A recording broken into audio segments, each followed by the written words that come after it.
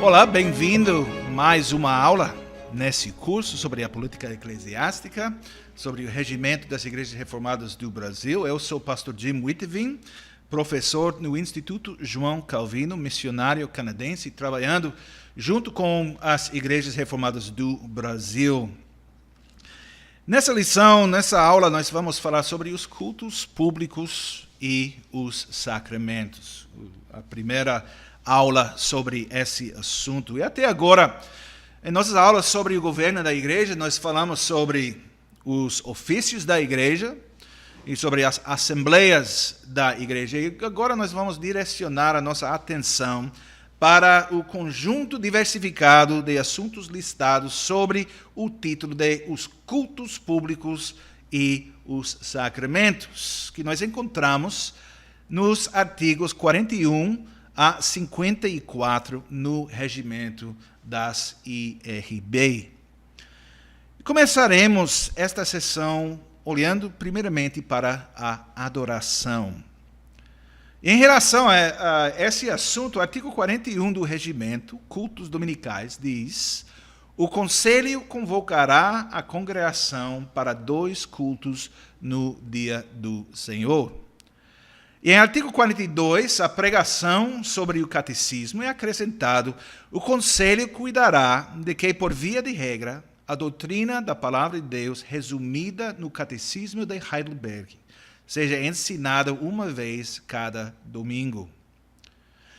E antes de considerarmos o que tudo isso significa, vamos observar o que as próprias Escrituras nos ensinam sobre a questão de adoração. Primeiramente, o que é adoração? Nós falamos muito sobre adoração, mas o que é a adoração? Primeiramente, as palavras bíblicas. As palavras mais comuns do Antigo Testamento para o culto têm o significado de curvar-se, na língua hebraica, sahá, ou servir. Assar. E as palavras mais comuns do Novo Testamento para a adoração apontam para o serviço de Deus de coração e vida, o verbo latreu, para mostrar reverência por, sebumai, bem como para curvar-se a Deus, proskuneo. E agora eu quero olhar em 6 textos bíblicos com vocês. Quero ler esses textos bíblicos que falam sobre a adoração. Primeiramente, Gênesis capítulo 4 e versículo 26, onde nós encontramos Sete, versículo 26, a Sete nasceu-lhe também um filho, ao qual pôs o nome de Enos. Daí se começou a invocar o nome do Senhor. Um versículo importante falando sobre a linha de Sete e fiel, adorando a Deus. Se começou a invocar o nome do Senhor.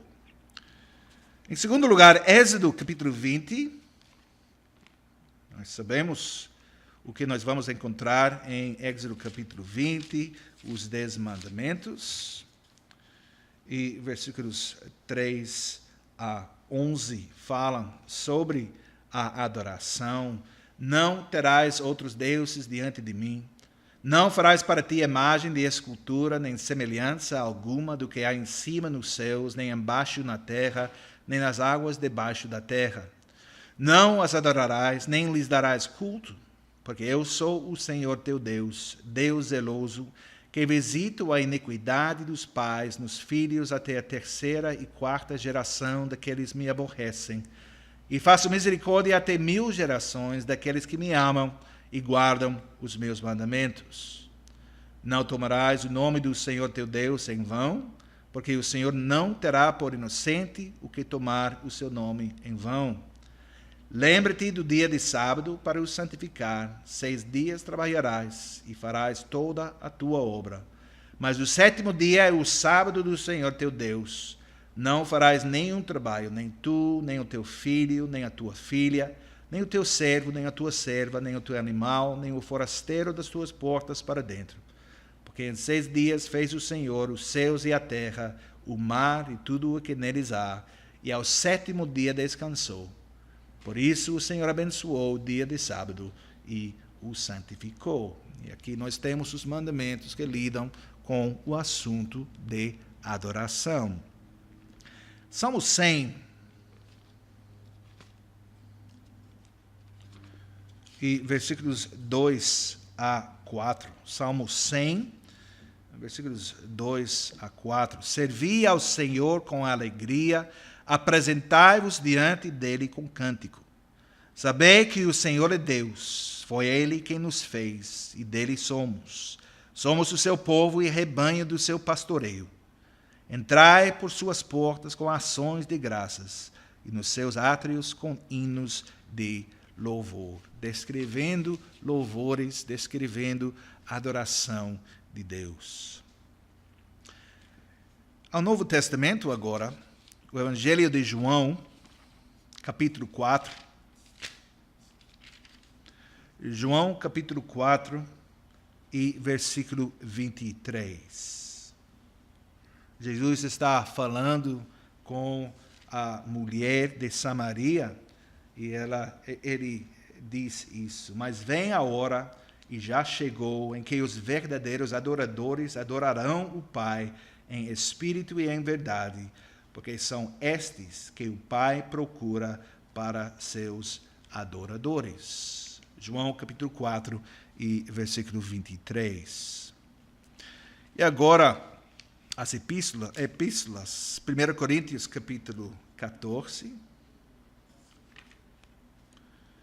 e versículo 40, onde Paulo fala sobre como a adoração deve ser feita. Tudo, porém, seja feito com decência e ordem. Nós já falamos sobre esse fato em geral. Quando nós estudamos a política eclesiástica, nós temos esse ensino em mente. Tudo, porém, seja feito com decência e ordem. E, finalmente, Hebreus, capítulo 12, e versículos 28 e 29. Por isso, recebendo nós um reino inabalável, retenhamos a graça pela qual sirvamos a Deus de modo agradável, com reverência e santo temor, porque o nosso Deus é fogo consumidor. Então, a adoração é um negócio sério. Nós precisamos levar a sério a adoração e precisamos examinar o que a Escritura diz sobre a adoração quando nós tomamos as nossas decisões sobre como ser feita a nossa adoração pública, nosso culto público, nossos cultos solenes. E agora eu quero falar um pouco sobre tipos diferentes de adoração. Podemos falar sobre 3 tipos de distinções sobre adoração. Primeiramente, temos adoração pessoal. Isso se refere ao fato de que cada cristão tem um chamado para adorar a Deus por si mesmo, através da oração, da leitura da palavra. E esta adoração pessoal também incluirá a meditação na palavra. Então, a meditação, leitura e oração, adoração pessoal. Em segundo lugar, nós temos adoração corporativa. Isso se refere ao fato de que os cristãos, como uma comunidade de crentes, a comunidade da aliança, têm um chamado para se reunir pelo menos um dia por semana para orar, para louvar, para ler a palavra, para ouvir a pregação do Evangelho, para participar dos sacramentos, bem como dar ofertas para os pobres. Em terceiro lugar, temos adoração diária. Isso se refere ao fato de que os cristãos também têm um chamado para adorar a Deus todos os dias e em todas as atividades em que Deus nos coloca. Um ditado diz de que toda a vida é adoração. E é verdade. Nesse contexto, a ênfase é mais conscientemente servir ao Senhor em seu trabalho, relacionamentos e lazer. Então, nesta aula, nós vamos focar principalmente no culto corporativo, no culto solene. E algumas definições. Adoração é uma noção que provém do vocábulo latino adoratio, e trata-se do acto de adorar, prestar homenagem e tributo ou fazer reverência a uma pessoa ou a uma divindade. E aqui é a definição de John Frame, teólogo americano, presbiteriano. Ele escreveu: a adoração é a obra de reconhecer a grandeza de nosso Senhor da Aliança. A definição de D.A. Carson: a adoração é a resposta adequada de todos os seres morais e conscientes a Deus, atribuindo toda a honra e valor ao seu Criador Deus, precisamente porque Ele é digno e deliciosamente, ele diz.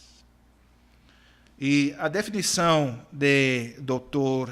J. Vischer, um pastor nas igrejas canadenses, ele escreveu: o verdadeiro culto cooperativo, ele está falando sobre a adoração no culto especificamente, o verdadeiro culto corporativo envolve a vinda regular e reverente do povo da aliança de Deus na presença do Deus triuno, a fim de louvar, peticionar e promover o seu santo nome, bem como ouvir a sua palavra, celebrar os sacramentos e receber ajuda divina e direção para o serviço diário. Então, eu quero explicar alguns aspectos desta definição em particular. Primeiramente, a palavra bíblico. O culto deve ser bíblico. A Bíblia tem sido frequentemente chamada de a única regra da fé e vida. E o apóstolo Paulo diz que a palavra é inspirada por Deus e útil para muitas coisas, tais como ensinar, repreender, corrigir e treinar em retidão. 2 Timóteo capítulo 3 e versículo 16. E além disso, na nossa confissão, a confissão belga, artigo 7, nós confessamos.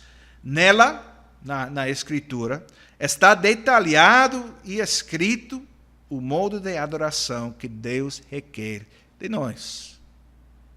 Então, o verdadeiro culto bíblico, culto corporativo é bíblico. Então, a segunda palavra que eu quero destacar aqui é pactual.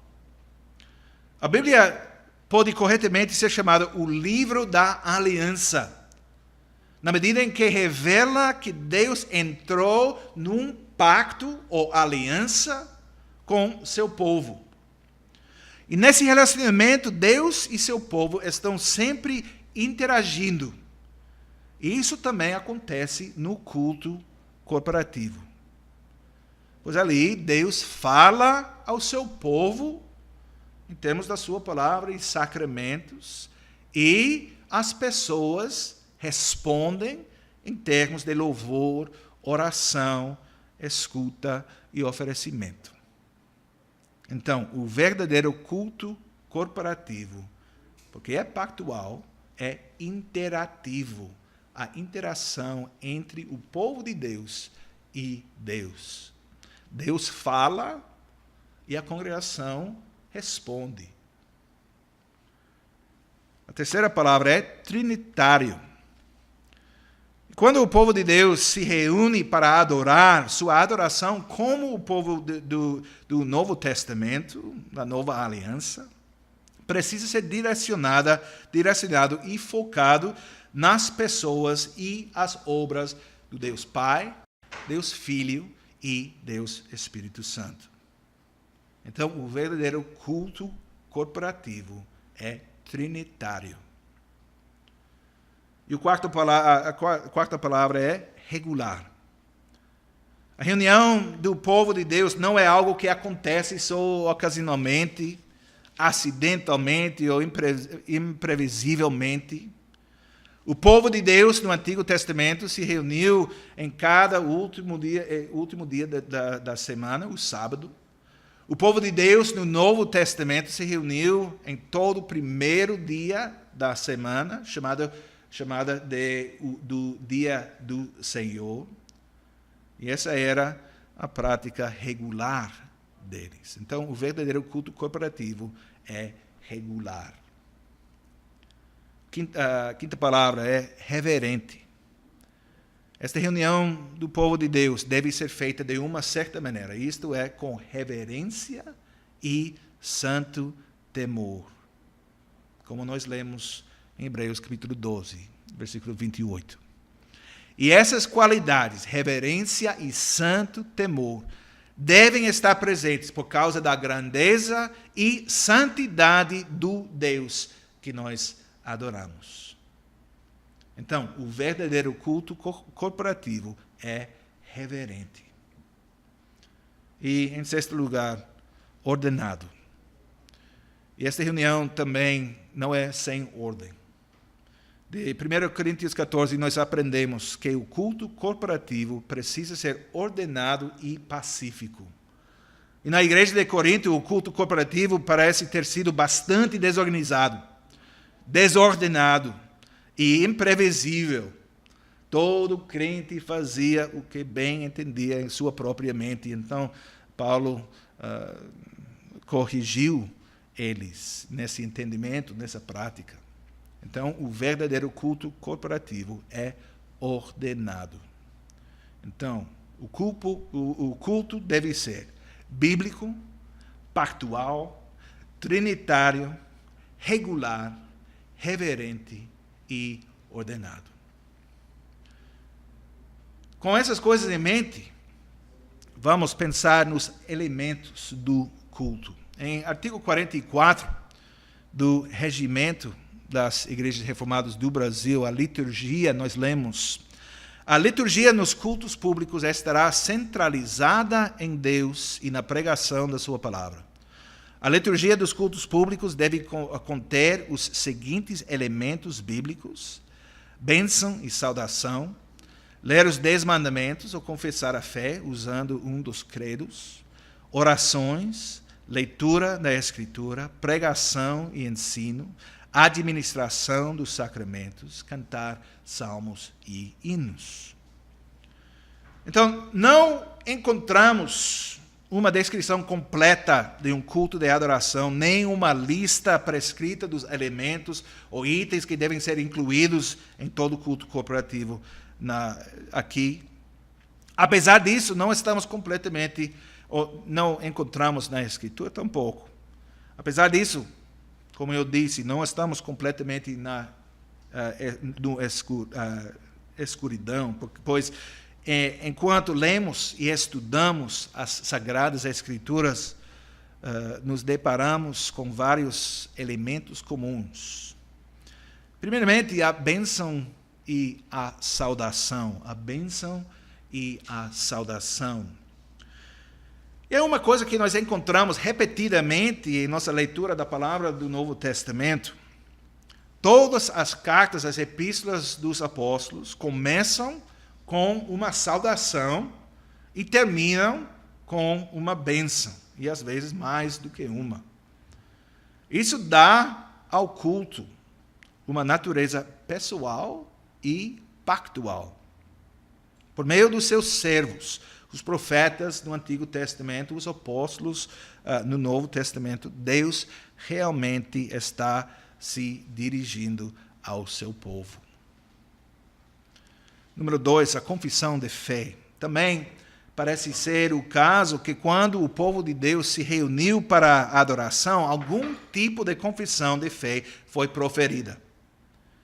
Romanos 10, versículo 9, sugere que sua primeira declaração pode ter sido um curto: Jesus é o Senhor. E posteriormente, declarações como nós encontramos em 1 Timóteo capítulo 3, e versículo 16, e outros lugares, são mais longas e mais completas. Confissão de fé. Em terceiro lugar, ofertas. No Antigo Testamento, as ofertas de vários tipos estavam intimamente identificadas com a adoração de Israel, o sistema de sacrifício, a adoração, o culto no templo e no tabernáculo. E nas ofertas do Novo Testamento, essas ofertas são diferentes das ofertas do Antigo Testamento, visto que são de um tipo monetário, não de variedade animal, e não sacrifícios de propiciação, mas sacrifícios de gratidão. Mas ofertas são um aspecto do culto solene. Número 4, oração. Em 1 Timóteo capítulo 2, Paulo dá a Timóteo várias instruções sobre a adoração. E uma das primeiras delas tem a ver com a oração. Ele diz a Timóteo que ele precisa fazer súplicas, orações, intercessões, ações de graças em favor de todos os homens, etc. 1 Timóteo capítulo 2, versículo 1. Invocar o nome do Senhor era uma parte essencial e incontestável do culto corporativo. Número 5, a leitura da palavra. Então, nós temos bênção e saudação, confissão da fé, ofertas, oração e a leitura da palavra. Pelo que nós aprendemos em Lucas capítulo 4, e versículos 17 a 19. E também em 1 Timóteo capítulo 4 e versículo 13. Fica evidente que a leitura da palavra também era uma parte regular da adoração na época do Novo Testamento. E passagens do Antigo Testamento, como 1 Crônicos capítulo 16, parecem indicar que essa prática se apoiava em precedentes antigos. Então, a leitura da palavra. Número 6, a pregação da palavra. 1 Timóteo capítulo 4 e versículo 13. Outras passagens também que eu posso mencionar. Lucas capítulo 4 e versículo 20. Atos capítulo 20 e versículo 7. 2 Timóteo capítulo 2 e versículo 2. Essas passagens indicam que não apenas a leitura da palavra era importante, mas uma explicação dela era igualmente importante. Embora não houvesse limite de tempo ligado a essa pregação, Atos capítulo 20 e versículo 9 parece indicar que às vezes pode continuar por um período considerável de tempo. Então, se vocês conhecem aquela história, nós aprendemos de Atos capítulo 20, versículo 9, que o apóstolo Paulo não pregou breves homilias. Os sermões deles foram substanciais. Isso é número 6, a pregação da palavra, elemento do culto.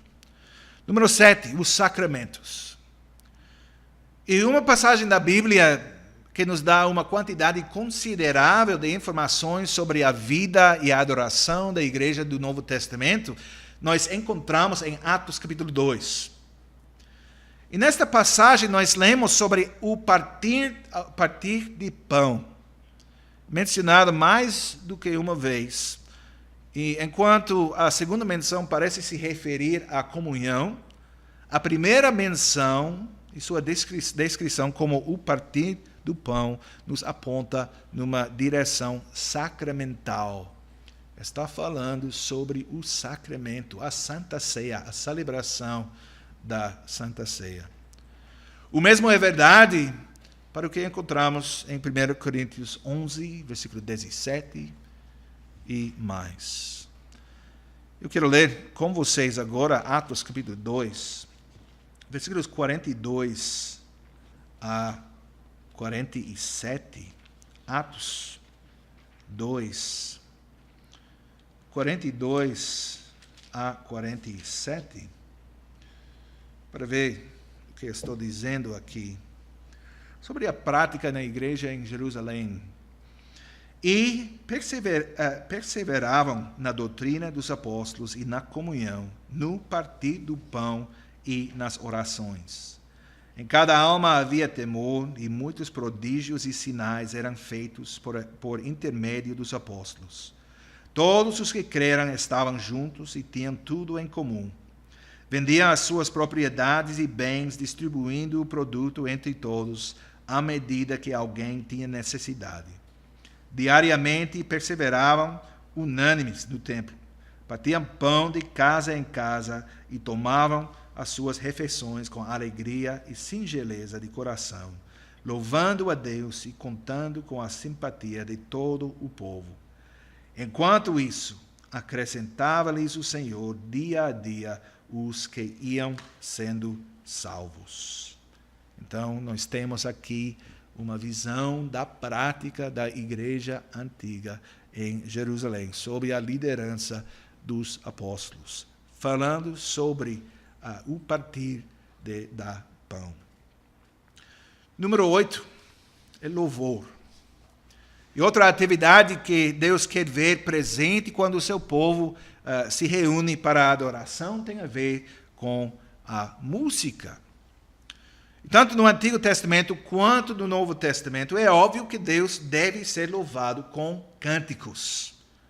Algumas passagens. 1 Crônicos, capítulo 16 e versículo 9. Efésios, capítulo 5, 19 a 20. Colossenses, capítulo 3 e 16. A partir dessas mesmas passagens, também aprendemos que o livro dos Salmos está no centro da adoração do povo de Deus e age como o principal livro de canções do povo de Deus, tanto no Antigo quanto no Novo Testamento. Então, nós temos os elementos do culto, a bênção e saudação, a confissão da fé, as ofertas, a oração, a leitura da palavra, a pregação da palavra, os sacramentos e louvores. E agora, muito num panorama breve, eu quero mostrar a vocês o desenvolvimento da liturgia da igreja ao longo da história. E é muito breve, pode ter um curso completo na história da liturgia, ou mais do que um curso, mas só alguns minutos para introduzir o assunto. Primeiramente, então, eu vou falar sobre a ordem da igreja primitiva, cerca do ano 100 a 700, a ordem da igreja medieval, o ano 800 a 1400, a ordem da igreja da época da Reforma, a ordem da igreja evangélica da América do Norte e do Brasil, e a ordem para a igreja de hoje. Primeiramente, a ordem da igreja primitiva. A liturgia da igreja do início do Novo Testamento geralmente foi dividida em duas partes, a saber, a liturgia da palavra e a liturgia do cenáculo. A primeira parte incluiu várias leituras das Escrituras, instruções e ensinamentos, bem como orações e cantando salmos e hinos.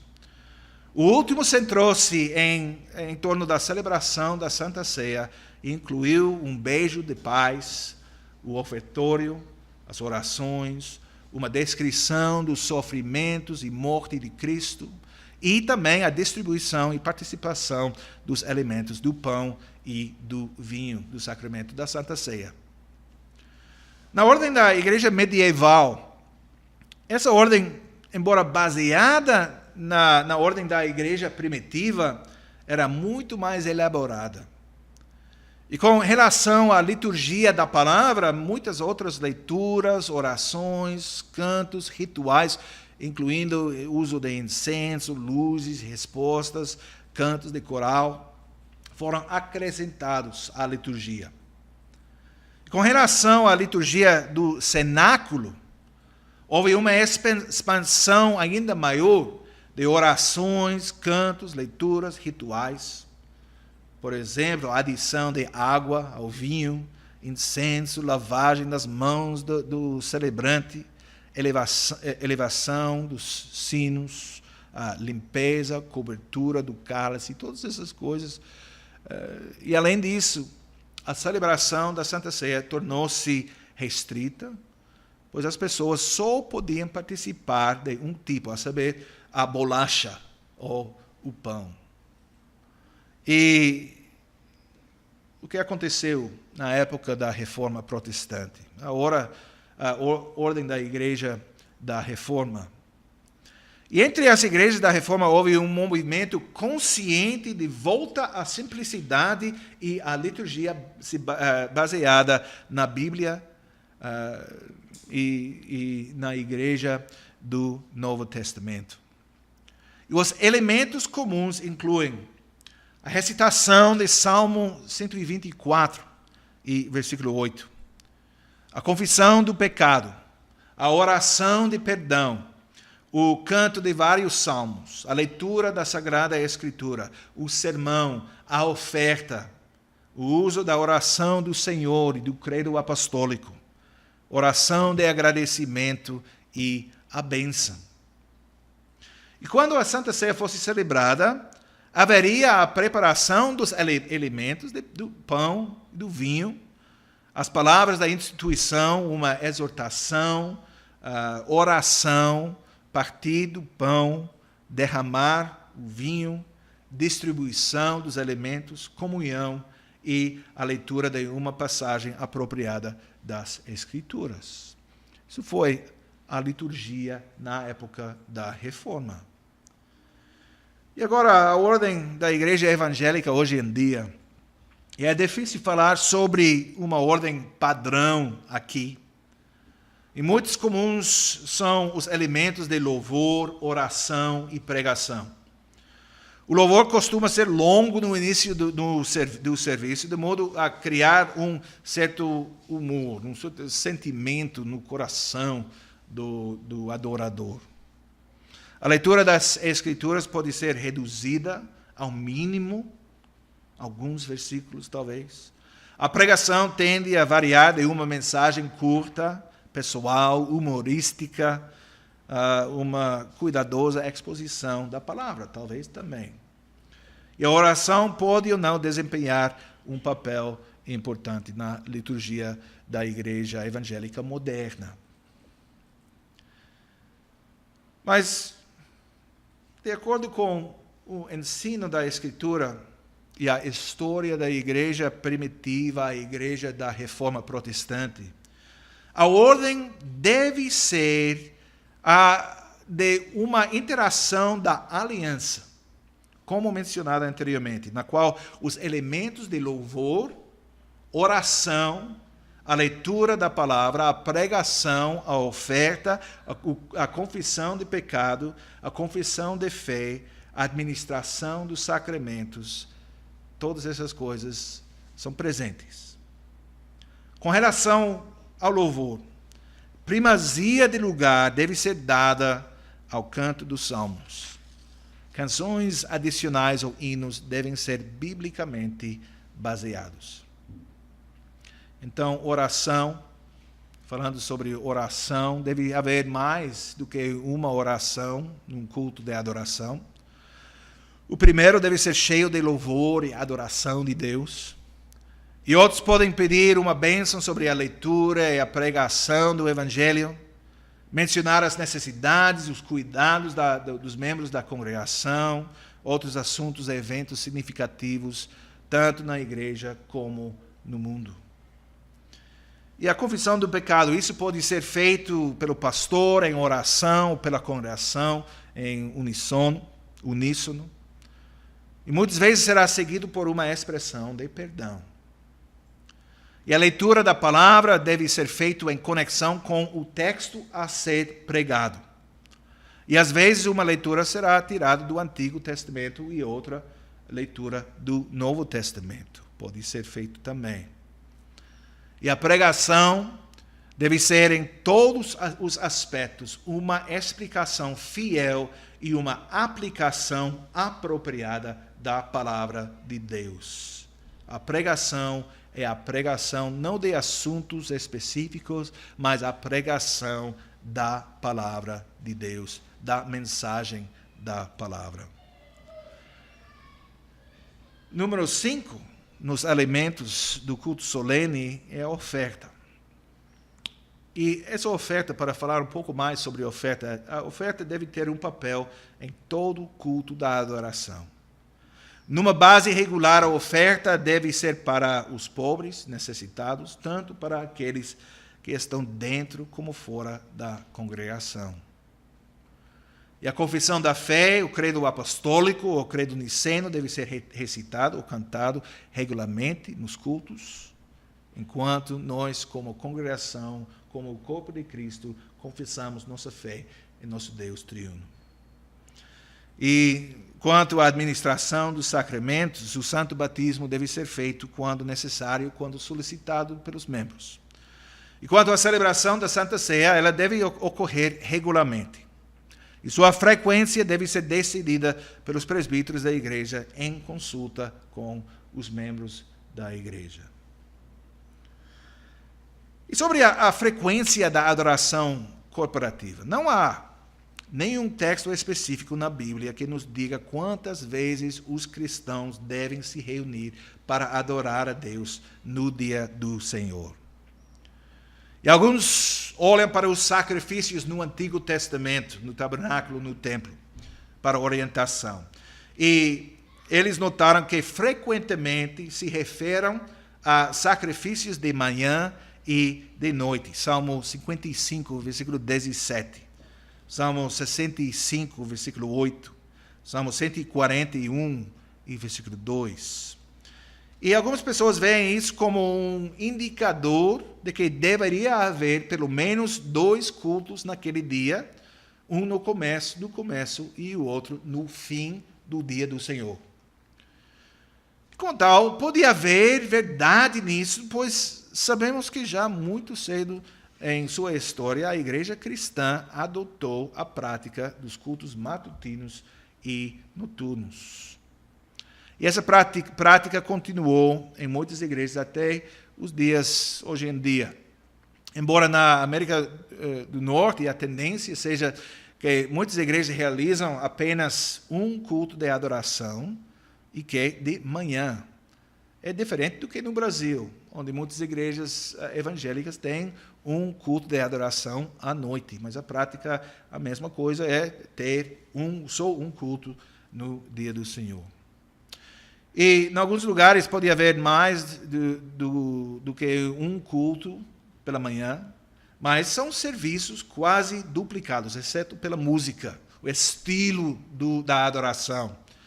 No primeiro culto, hinos e cânticos tradicionais são cantados, e muitas vezes com acompanhamento de piano, órgão. E no culto posterior, as canções são de natureza contemporânea e são lideradas por uma banda, um grupo de músicos. Então, são algumas coisas sobre realmente a diferença entre a prática das igrejas reformadas e as igrejas evangélicas em geral, e a base por isso, na Bíblia e também na história da igreja. Mas sobre o uso do catecismo, e nosso regimento estipula que haja 2 cultos de adoração no dia do Senhor, mas também a igreja precisa usar o catecismo de Heidelberg num desses cultos. Mas por quê?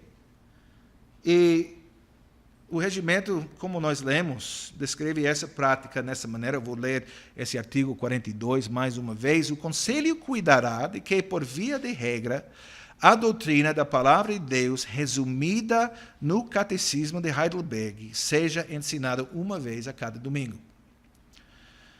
E o regimento quer evitar a impressão, a conclusão, de que existem duas fontes iguais de autoridade divina na igreja, a saber, a Palavra de Deus e o Catecismo de Heidelberg. Considera o Catecismo como nada mais e nada menos do que um resumo do ensino da Palavra de Deus. Mas o regimento diz que o Catecismo precisa ser usado. Por quê? Esta exigência remonta ao tempo da grande reforma do século XVI, quando houve uma ampla ignorância nas igrejas sobre a palavra de Deus, o conteúdo, o ensino da palavra de Deus.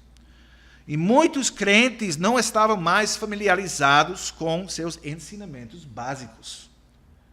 E sua fé estava enraizada na repetição sacramental e na superstição. E para combater isso, os reformadores enfatizaram a necessidade de o povo de Deus ler a Bíblia e se familiarizar com as suas doutrinas. E para ajudar nisso, muitos catecismos, folhetos de perguntas e respostas, foram escritos. E um dos catecismos da época da Reforma mais famosos foi o comissionado em Heidelberg, na nação de Alemanha, pelo eleitor Frederico III, do Palatinado. E esse catecismo foi concluído em 1563. E foi logo traduzido para muitas línguas, adotado pelas igrejas reformadas em todo o mundo como um dos seus documentos confessionais, um dos padrões. E juntamente com a adoção formal do catecismo, como documento confessional, essas igrejas também decidiram que seria usada para a instrução semanal das crianças na igreja. E também serviria como um guia para a pregação no dia do Senhor. E para facilitar essa prática, o Catecismo de Heidelberg foi dividido em 52 partes, ou dias do Senhor. Um para cada domingo do ano. E na semana anterior, o que aconteceria? Na semana anterior, o pregador deveria tomar o catecismo, voltar-se para o dia do Senhor, que é o próximo, prestar muita atenção em seu tópico, assunto, considerar o fundamento e a base bíblica e preparar uma mensagem ou sermão sobre esse assunto. E durante o culto da adoração, em que esse sermão deve ser pregado, o pregador deve ler as passagens da Bíblia apropriadas ao assunto do dia do Senhor, ler o próprio dia do Senhor e expor a doutrina em particular à congregação.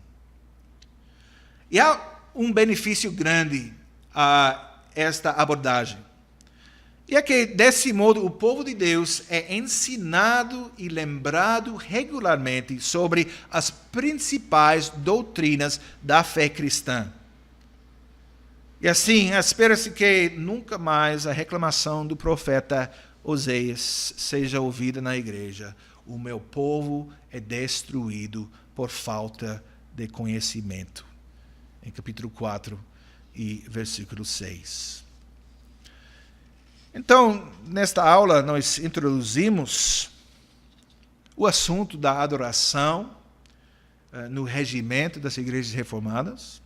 Na nossa próxima aula, aula número 11, nós vamos à segunda parte desta sessão sobre os cultos públicos e os sacramentos. Vamos falar sobre os dias de oração, mais sobre os salmos e hinos e uso na igreja, e mais sobre os sacramentos também.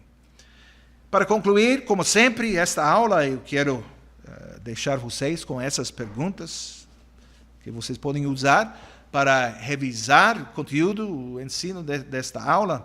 Pergunta número 1. Quais são alguns dos principais textos bíblicos que se referem ao culto? Se você puder adicionar um pouco mais, faça isso. Principais textos bíblicos que falam sobre o culto. Número 2. Quais partes ou alimentos precisam estar num culto de adoração? E por quê? Número 3. Qualquer canção pode ser cantada num culto de adoração? Sim ou não? Por quê? Número 4. Diga algo sobre a história do culto cristão. Há livros disponíveis também sobre esse assunto, muito interessante, sobre o desenvolvimento e também a evolução e a devolução da prática da igreja cristã ao longo dos séculos. Número 5, como você avaliaria os cultos solenes que você está frequentando hoje e quão próximos esses cultos estão à definição dada nesta lição por Dr. Vischer, no início desta aula. Número 6, quantas vezes o povo de Deus deve se reunir no dia do Senhor? O que você acha dos cultos do meio da semana? Há muitas igrejas que têm também cultos solenes durante a semana. E qual deve ser a prática da igreja hoje em dia, quanto o número dos cultos e o horário dos cultos durante a semana? Então, com essas perguntas, nós chegamos ao fim desta aula. Como sempre, nós oramos que Deus abençoe essas aulas, esse curso sobre regimento, que essas aulas ajudem todos nós a pensar mais e pensar seriamente sobre como nós governamos a Igreja de Cristo. Afinal das contas, estamos lidando com a igreja, não de pessoas, não de homens, não dos líderes, não de nossas ideias, mas estamos falando sobre a igreja de Cristo. E que Ele nos ajude a fazer tudo isso para a glória do seu santo nome. Até a próxima aula.